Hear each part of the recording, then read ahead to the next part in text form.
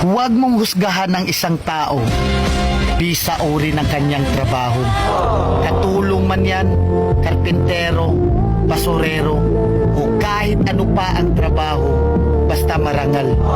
Dahil hindi naman batayan ang trabaho para respetuhin mo ang isang tao.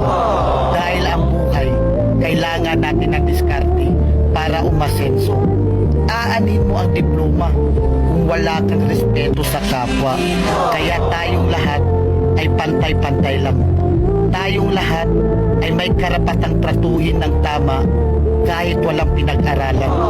Tandaan natin, kahit ano pang kurso ang natapos mo, kahit ano pang diploma ang hawak mo, kahit mayaman o mahirap ka lang, lahat tayo kapag namatay, iisa lang ang titulong diplomang nakaukit sa lapida natin.